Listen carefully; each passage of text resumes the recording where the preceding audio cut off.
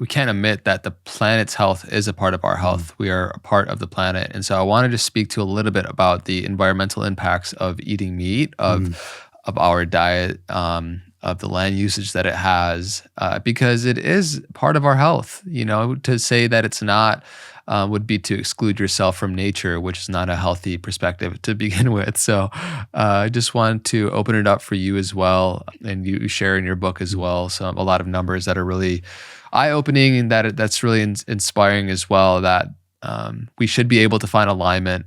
It makes sense that the natural way, it doesn't have to be overcomplicated in how we approach our food, and that it can be in alignment with bringing true health and vitality to ourselves and the planet at the same time. Yeah, there are no healthy humans without a healthy planet. Those two are inextricably tied together. And we have turned Earth into a farm.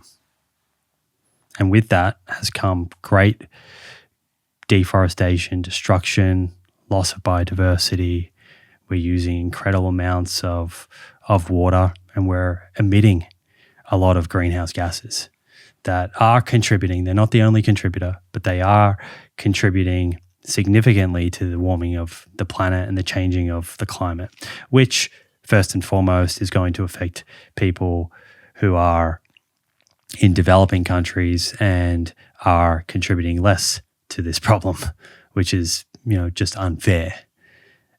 The problems with the current food system largely center around the way we're producing food and the type of food that people are eating. We mentioned before that animal foods are very inefficient to produce. Factory farms, in some ways, intensive agriculture, if you think about it, that's more efficient than grazing, because you can kind of intensify it and you can grow these animals really quickly. But at the same time, where's the food coming from? You have to tear down a lot of forests and grow a lot of crops that are fed into that system. And those animals are emitting a lot of greenhouse gases along the way. And the more extensive kind of regenerative model, which I think has some pros, but it kind of needs to come with the message of we need to eat less meat. The problem with that model is how much land it uses. We would be using even more land if we got rid of factory farming. Yeah. Where's that land going to come from? Right? We would need more deforestation. And in fact, that's been modeled in this country, here by Matthew Hayek from Harvard.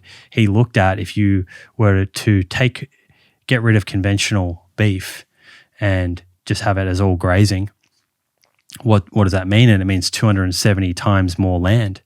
And that's even when you consider the current cropland going into intensive agriculture. So this is, coming at a great cost, destruction of the planet. And the huge opportunity here, and I don't want this to be lost on anyone, is if we just consider the flip side of this statistic. So 83% of the land we use is for animal protein, but that is only producing 18% of our calories. The flip side of that means a very small amount of land is being used for plant food agriculture directly for human consumption, but it's providing a huge amount of calories. And what that means is if we shift globally to more plant-rich diets, like what the Eat Lancet Planetary Health Diet that came out in 2021, somewhere in COVID. COVID has made things a bit blurry.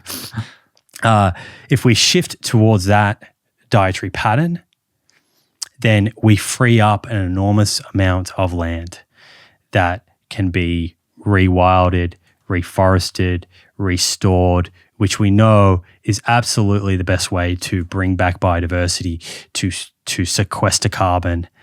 And people may think, well, that's a little bit fantasy. Like, how are we going to get farmers on board that? And I agree. I don't think this is about hanging farmers out to dry. Farmers are part of the solution. People that own land, they're just doing the best that they can. So how do we fix this problem? Well, largely, we have to shift the incentives. Right now, farmers are incentivized to take their land, however big it is, and extract, dominate, extract as many calories out of that system as possible. But what if they were incentivized to rewild, to reforest?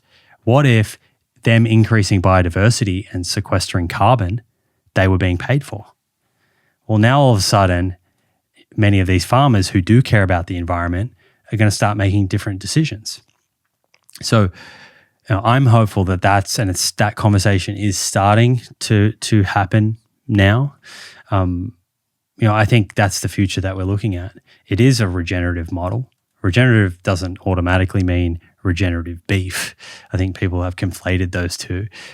Regenerative just means, thinking more about like biodynamic and polycropping and less monocropping. I think that's hopefully the future that we move to, is using less land to create more calories, and in doing so, rewilding the planet and turning things around, right? Because as you said, that future humans, they're relying upon this. What kind of intelligent species destroys their own host? It's not a very intelligent thing to do. No, pretty stupid. Yeah, we have our knee on the neck of a planet that wants to breathe, and it's suffocating. And I believe in the possibility and the beauty and the innovation of humans to be able to create new incentives like you spoke to that can actually solve a lot of these problems.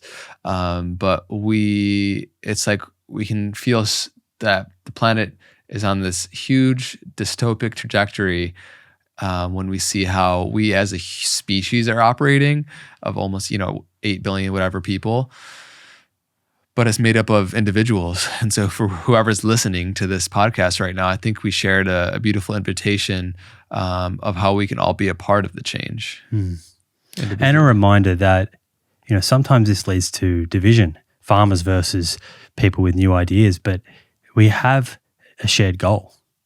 And when you come back to that and you come back to connection, I think this conversation becomes a lot easier to have and is likely to be much more fruitful.